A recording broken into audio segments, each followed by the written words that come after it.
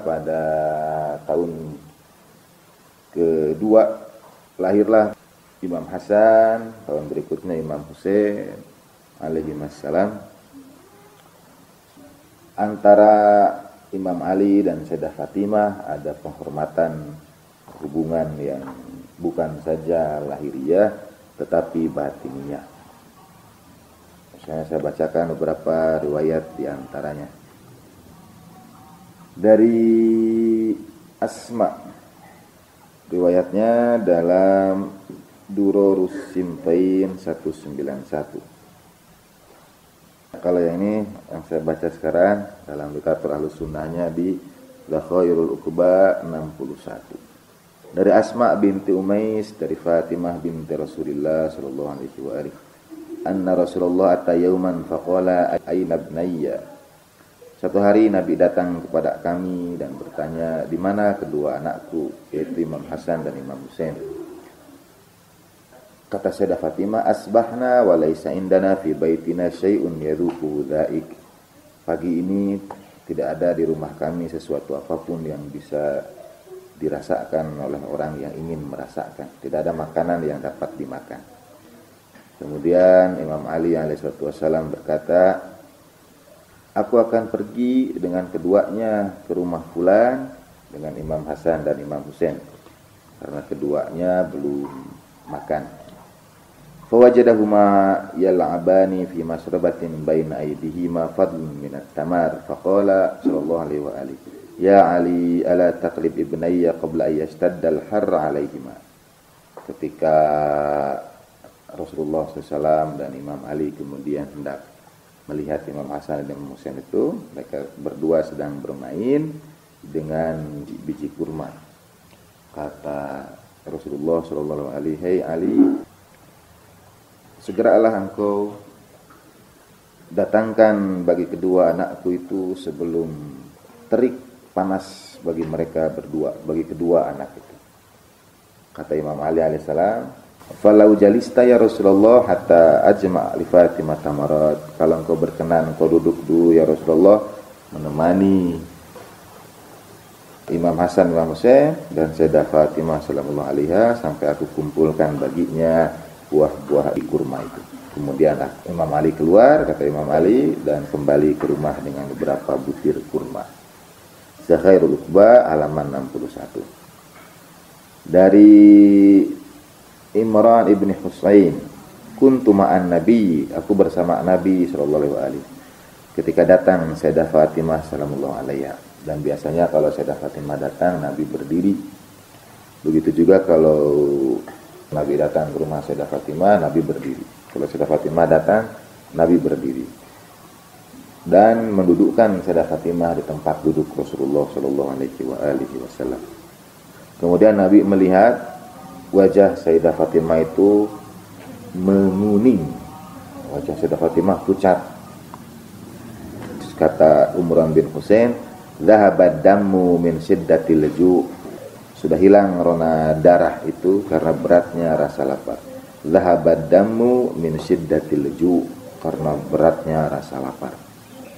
Faqala udni ya Fatimah, kemarilah wahai Fatimah. Sayyidah Fatimah mendekat. Udni ya Fatimah, lebih dekat lagi ya Fatimah. Fadanat hatta waqafat baina yadayhi, sampai berada di depan kedua tangannya, di depan Rasulullah sallallahu alaihi wasallam.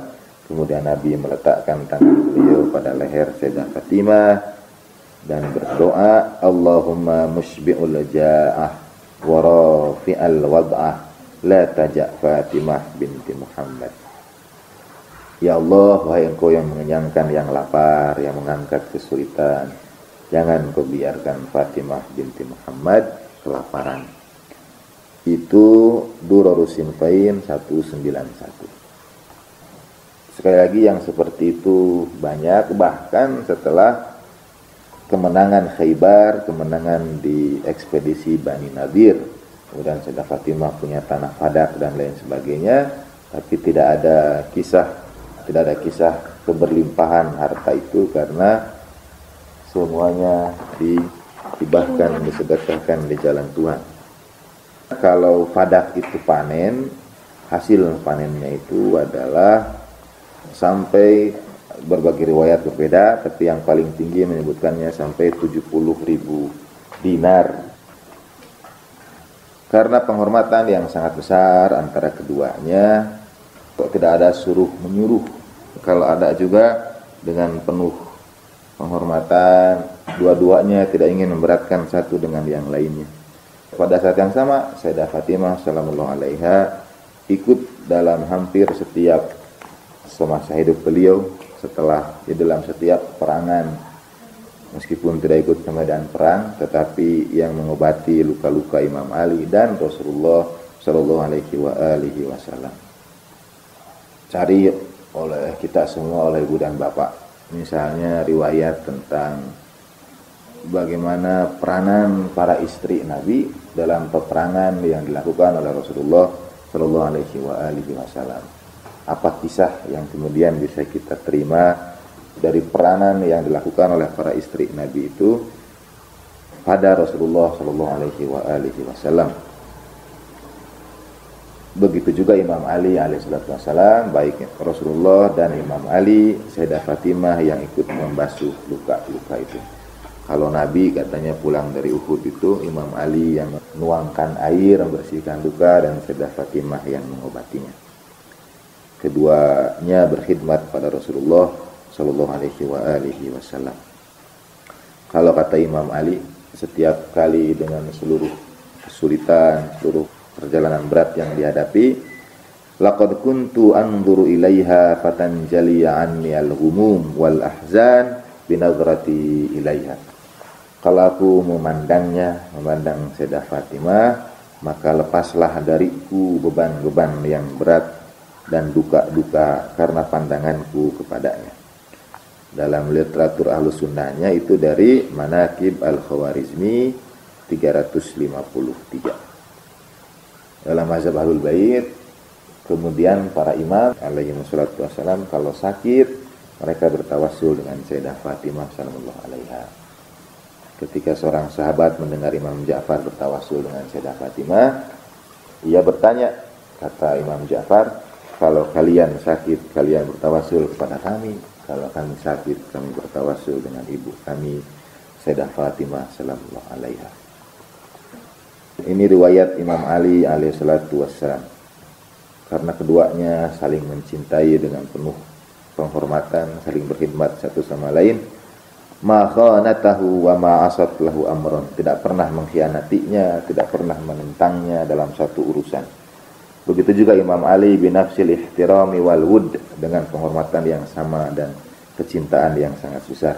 Kata Imam Ali, fa wallah ma aghlabtuha wa la aqrabtuha min ba'di dzalik hatta qabadaha Allahu ilaih. Demi Allah, kata Imam Ali, sejak hari pertama pernikahan itu tidak pernah aku membuat ia murka, aku tidak pernah membuat ia berduka sampai Allah Ta'ala mengambilnya ke sisinya, ke sisi Tuhan. Wala aghdabatni wala asatli amron. Dan Sayyidah Fatimah tidak pernah membuat aku marah, juga tidak pernah menentang aku, tidak pernah membangkang aku dalam satu urusan pun. Rujukannya masih yang sama, Manaqib Al-Khawarizmi.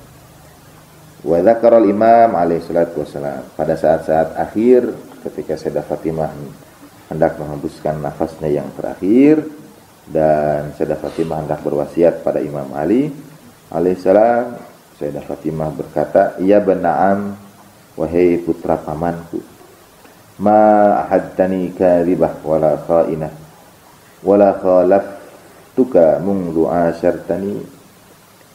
Wahai putra pamanku, kepada Imam Ali.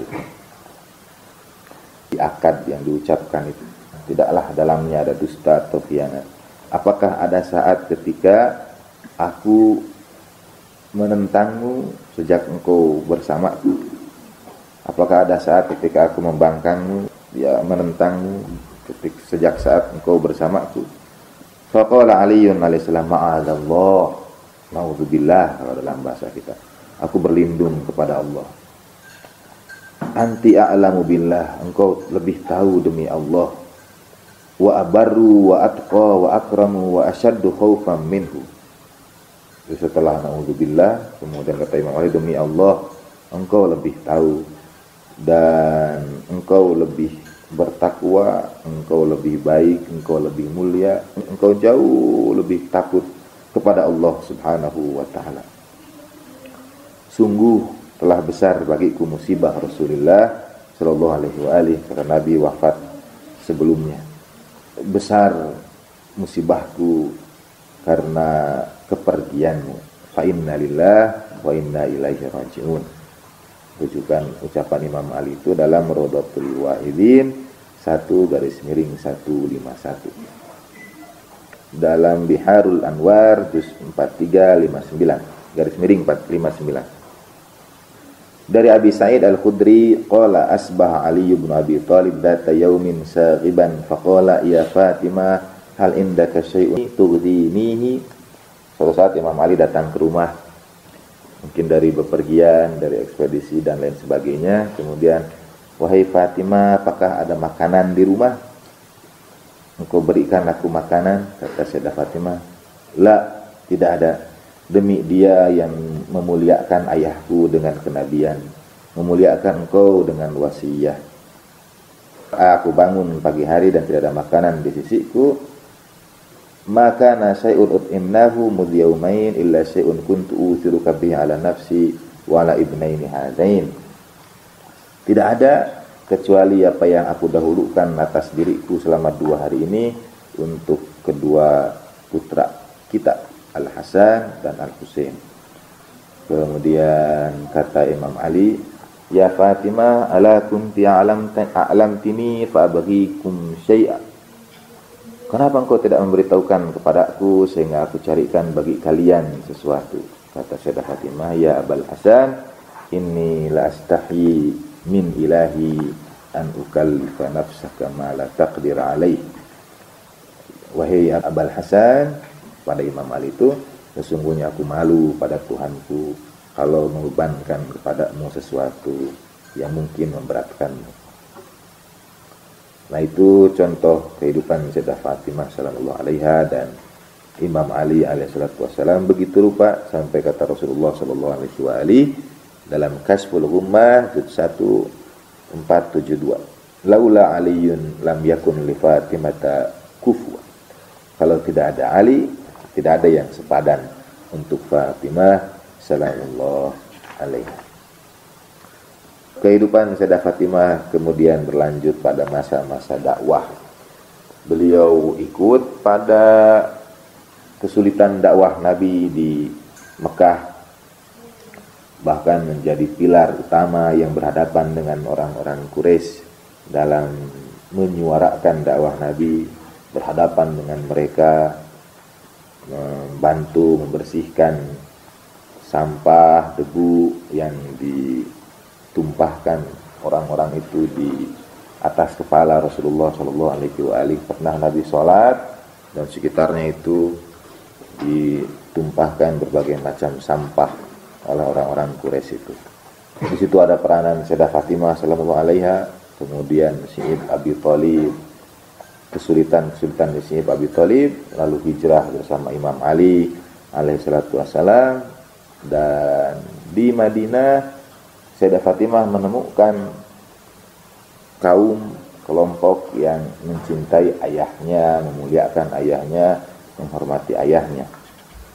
Tidak lama setelah itu, mungkin tahun kedua, lalu dimulai perang Badar dan setelahnya perang-perang yang lainnya.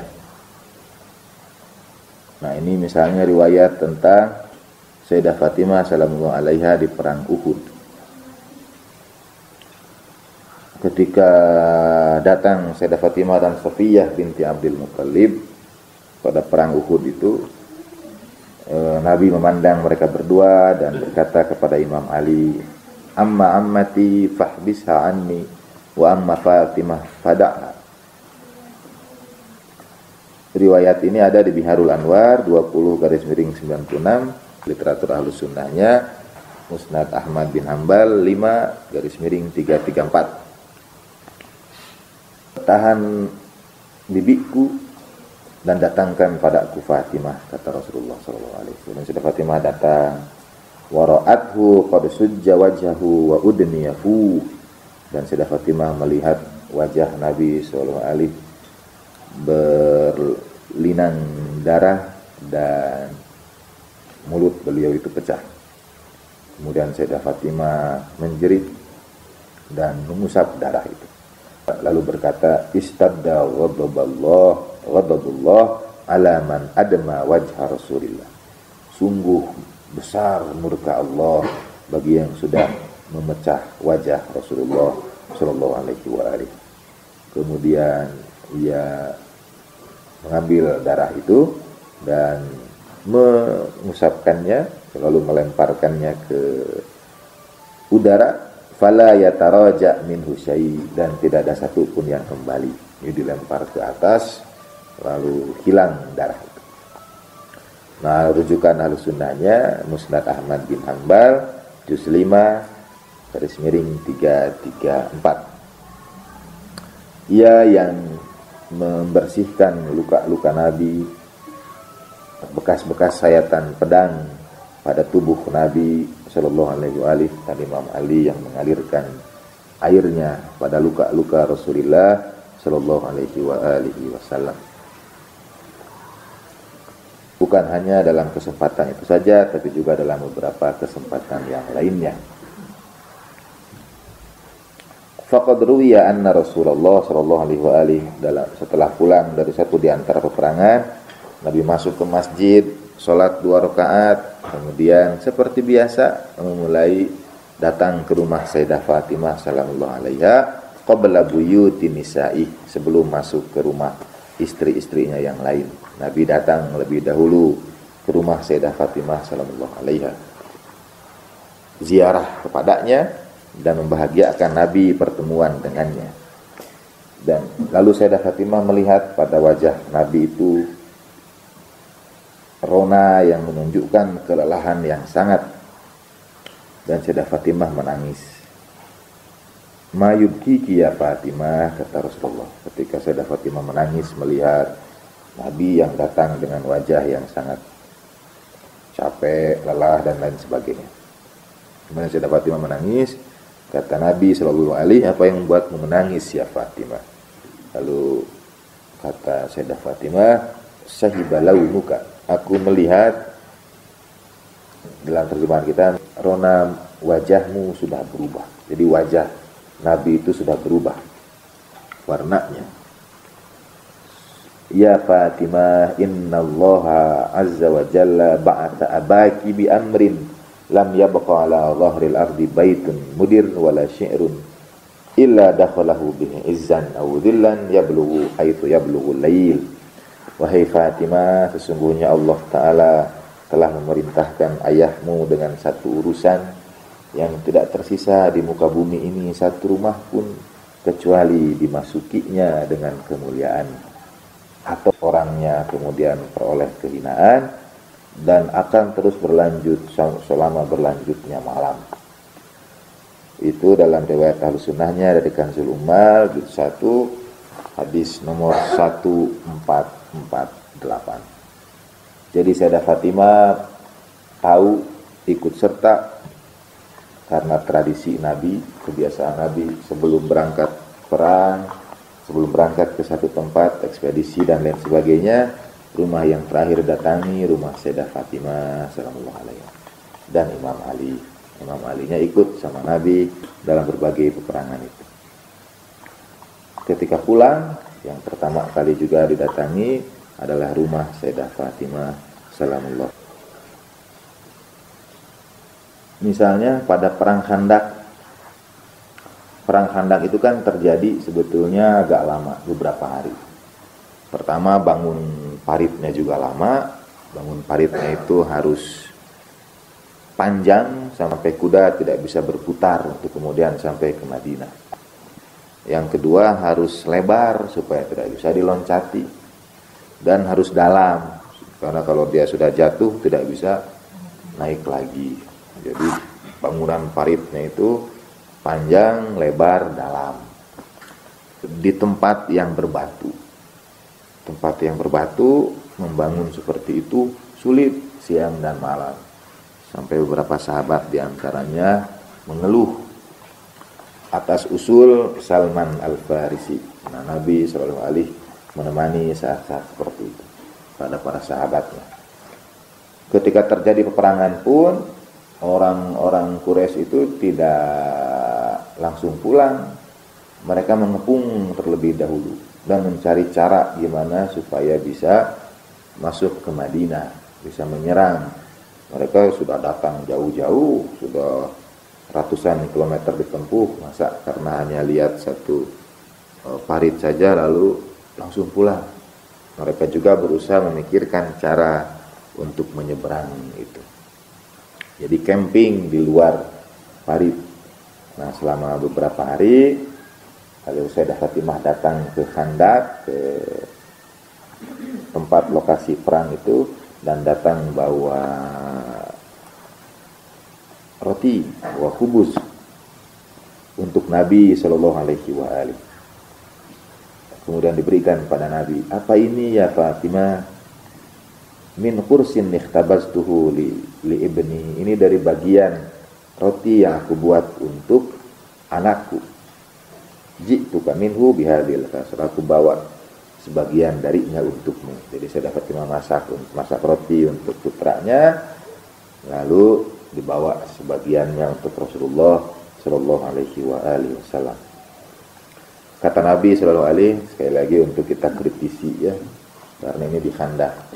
"Ya bunayya, amma innaha al-awwalu ta'amin dakhala fi fammi abiki mundu salat." Wahai putriku, sungguh inilah butiran makanan pertama yang masuk mulut ayahmu setelah 3 hari lamanya. Literatur Ahlussunnahnya Dakhairul Uqba 47 atau Fadailul Khamsah juz 3 garis miring 161. Ini sudah 3 hari Nabi di Khandaq, bangun parit dan lain sebagainya. Munggu salat, setelah 3 hari baru Nabi SAW. Itu awal makanan yang pertama masuk pada Nabi SAW setelah 3 hari lamanya. Contoh berikutnya lagi adalah peristiwa ketika sebelum Futuh Mekah, ada beberapa orang yang utusan Abu Sufyan datang bernegosiasi dengan Rasulullah Shallallahu Alaihi Wasallam karena mereka sudah lihat dicoba diperangi berkali-kali gagal, lalu mereka melihat Islam juga makin besar, tumbuh makin kuat. Ancaman terbesar ketika Nabi Shallallahu Alaihi itu hijrah ke Madinah yang dikhawatirkan oleh orang-orang Quraisy adalah Madinah itu berada di jalur emas perjalanan antara Mekah dengan Syam, Mekah dengan Syria. Jadi mereka khawatir kalau Madinah dikuasai Islam, maka rute perdagangan itu akan terganggu. Jadi mereka memerangi Nabi bukan hanya karena dakwah Islamnya dulu di Mekah, tapi juga karena mereka terganggu suplai persediaan dan terutama bisnis perdagangan mereka selama ini. Orang Islam makin kuat, mereka kirim utusan ketemu sama Ramlah binti Abi Sufyan, ditolak. Terus minta izin pada Imam Ali, Sayyidah Fatimah salamullah alaiha, juga ditolak. Nah, kalau dalam hadisnya disebutkan utusan-utusan itu pulang aisan, putus asa, khaifan, ketakutan, munkasiron, yata'athara bil fasli wal khidlan, gagal dalam menyampaikan apa yang diinginkan oleh Abu Sufyan kepada Rasulullah melalui Imam Ali dan Sayyidah Fatimah salamullah alaiha. Dan Sayyidah Fatimah ikut bersama Nabi dalam Futuh Mekah, ikut bersama Imam Ali dan puluhan ribu kaum muslimin yang bawa bendera Imam Ali alaihi salatu wassalam. Jadi melihat bagaimana Mekah ditaklukkan. Kemarin itu saya baca biografi Nabi, biografi Khalifah Umar bin Khattab dan lain sebagainya. Termasuk di antara yang menarik karena pada peristiwa mau masuk Futuh Mekah itu juga pada perjanjian Hudaybiyah kan ada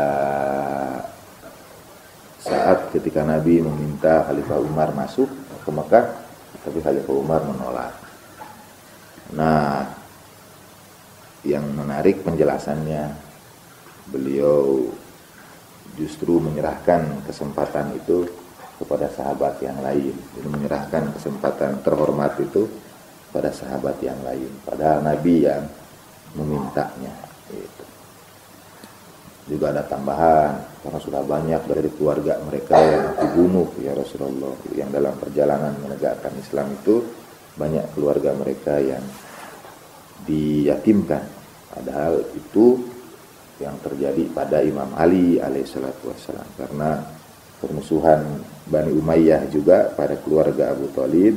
Banyak diantara orang-orang Bani Umayyah yang mati di tangan Imam Ali alaihi salatu wassalam.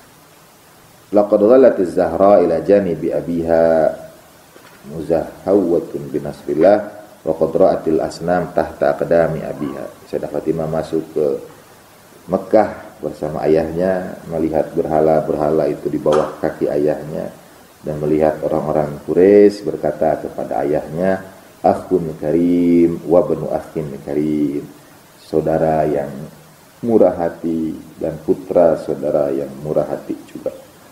Kemudian Nabi bersabda pada mereka, idhabu fa antumut tulaqo, pergilah kalian dibebaskan. Nah, saat-saat yang membahagiakan pada Fathu Makkah itu, pada saat itu juga Sayyidah Fatimah salamullah alaiha berkesempatan untuk kemudian berziarah pada ibunya yang sudah dipisahkan oleh sekian tahun, dan mengingatkan tentang Syekh Abi Thalib, kemudian hari-hari Sayyidah Fatimah bersama ibunya. Setelah itu pulang lagi bersama Ansor, bersama Rasulullah SAW pada Fathu Makkah. Dan peristiwa berikutnya yang juga dihadiri oleh Sayyidah Fatimah sallallahu alaiha adalah Ghadir Hum. Jadi Sayyidah Fatimah ikut haji bersama Rasulullah sallallahu alaihi wasallam.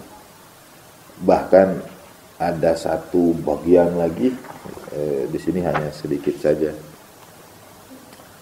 Tapi ada buku yang mengisahkan perjalanan haji itu agak panjang. Jadi tanggal sekian nyampe di mana bersama Sayyidah Fatimah, Imam Ali dan seluruh kaum muslimin yang lainnya, sampai ke Mekah ini dan itu, sampai terus ke Ghadir Hum. Agak detil perjalanan Sayyidah Fatimah, Imam Ali dan Rasulullah dalam peristiwa Haji Wada dan Ghadir Hum. Sayyidah Fatimah ikut haji, kemudian pulang lagi bersama Rasulullah sallallahu alaihi wasallam sampai saat-saat akhir Nabi sallallahu alaihi wasallam. Nah, ini dalam Riyahainis Syariah juz 1 halaman 239. Ini sudah mendekati saat-saat akhir hidup Rasulullah sallallahu alaihi wasallam. Karena Sayyidah Fatimah hadir di Ghadir Hum itulah, maka pada saat ketika Nabi wafat, kemudian kekhalifahan diserahkan kepada Khalifah Abu Bakar oleh peristiwa Saqifah, Sayyidah Fatimah mendatangi rumah-rumah mereka yang hadir pada peristiwa Al-Ghadir dan mengingatkan mereka. Diketuk pintu rumahnya satu-satu, diingatkan tentang Ghadir Hum itu, dan dengan itu gugur hujah. Jadi kalau orang-orang itu nanti berhujah juga mengelak ini dan itu, tidak ada yang mengingatkan. Yang melakukan tugas itu Sayyidah Fatimah sallallahu alaihi, yang mengetuk pintu rumah orang-orang baik Ansor dan Muhajir yang hadir di Ghadir Hum di Madinah. Karena Sayyidah Fatimah tahu siapa yang hadir di Ghadir Hum, siapa yang menyaksikan itu, dan mengingatkan mereka tentang peristiwa Ghadir Hum. Nah, sudah berulang-ulang kemudian Nabi sallallahu alaihi menyampaikan isyarat saat-saat terakhir beliau, yusaku an udhiya fa ujib. Sudah dekat waktuku, aku akan dipanggil dan aku akan menjawab. Atau berkali-kali pada orang-orang Islam Nabi berkata sallallahu alaihi, la'ali la alqakum ba'da ami hadza, mungkin aku tidak bertemu kalian lagi setelah tahunku ini. Suatu saat Sayyidah Fatimah sallallahu alaiha bermimpi setelah haji wada. Kemudian ia kabarkan pada Nabi. Sayyidah Fatimah sedang membaca Al-Quran, tiba-tiba Al-Quran itu terjatuh dari tangannya dan hilang. Jadi Al-Qurannya tergeser, tergelincir, terjatuh dan hilang. Kemudian dengan perasaan yang berat, yang sedih, ia mengisahkan itu pada Rasulullah sallallahu alaihi wasallam. Kata Nabi sallallahu alaihi, ana dzalikal Qur'an, akulah Al-Qur'an itu, kata Nabi sallallahu alaihi wasallam. Ya nuru aini, wahai cahaya mataku, wasur'ana ma arhala, dan sungguh cepat waktunya aku akan berangkat, kata Rasulullah sallallahu alaihi wasallam. Sayyidah Fatimah dan Imam Ali adalah orang-orang yang berada pada saat-saat terakhir Rasulullah sallallahu alaihi menghabiskan seluruh waktunya bersama Nabi sallallahu alaihi. Misalnya di dalam Al-Isobah fi Tamyizis Sahabah, ini rujukan Ahlus Sunnah dari Ibnu Hajar Al-Asqalani juz 2 garis miring 178. Mu'adz bin Jabal bertanya pada Siti Aisyah, kaifa wajadti Rasulullah sallallahu alaihi inda wajhihi wa wafatih, bagaimana menurutmu, bagaimana engkau lihat Nabi sallallahu alaihi ketika sakitnya dan wafatnya? Kata Aisyah, ya Mu'adz, ma syahadtu, wahai Mu'adz, aku tidak melihatnya inda wafati, aku tidak hadir pada saat wafat Nabi itu.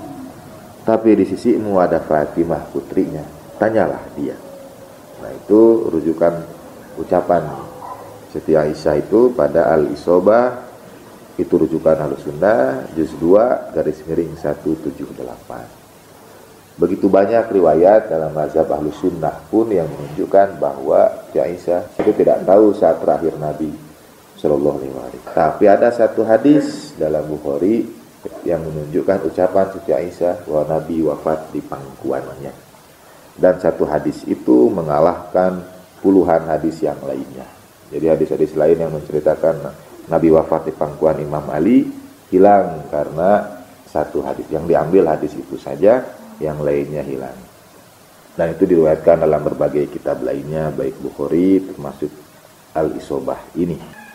Ketika Nabi sallallahu alaihi sakit, kan Nabi dipindahkan dari rumah Siti Aisyah ke rumah Nabi yang sekarang itu. Jadi mungkin rumah Siti Aisyahnya yang di mana? Kalau dalam riwayat saya lupa Muslim atau Bukhari, memapah Nabi itu Abbas, dan kata Siti Aisyah warajulun akhar, dan laki-laki yang lain. Siti Aisyah tidak menyebutkan namanya. Ketika sahabat yang meriwayatkan hadis itu bertanya kepada yang lain, Anas bin Malik itu, tahukah kamu siapa laki-laki yang tidak disebutkan Aisyah itu? Dialah Ali bin Abi Thalib.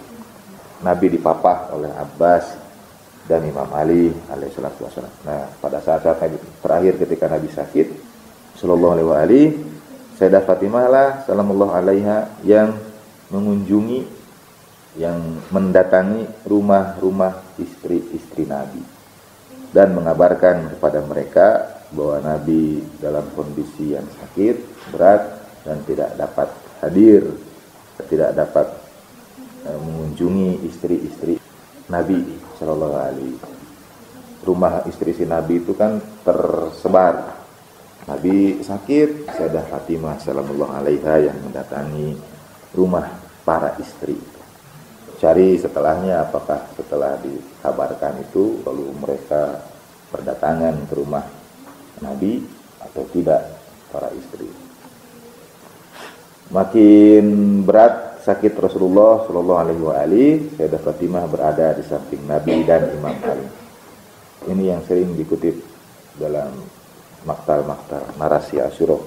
Wa qurba li qurbika ya abata, duhai besarnya musibah dengan kepergianmu wahai abah.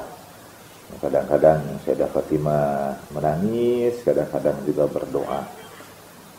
Ketika makin berat sakit Rasulullah sallallahu alaihi wasallam, datang berkunjung membesuk Nabi Shallallahu Alaihi Khalifah Abu Bakar dan Umar. Nabi melihat mereka berdua, kemudian kata Nabi Shallallahu Alaihi Alam amurukum bil masiri fi jaisi Usama. Tidakkah aku perintahkan kalian untuk pergi dengan tentaranya Usama, dengan kelompoknya Usama, kafilahnya Usama? Fa'tadaru ila anna nabiyya. Kemudian mereka minta maaf. Nabi bertanya, kenapa tidak bersama rombongan Usama? Mereka minta maaf kepada Nabi. Lalu Nabi bersabda setelah itu, u'tuni bidawatin. Datangkan kepadaku tinta. Aktub lakum kitaban la tadillu ba'di abadan. Aku akan tulis bagi kalian sesuatu, kalian tidak akan menyesal selama-lamanya.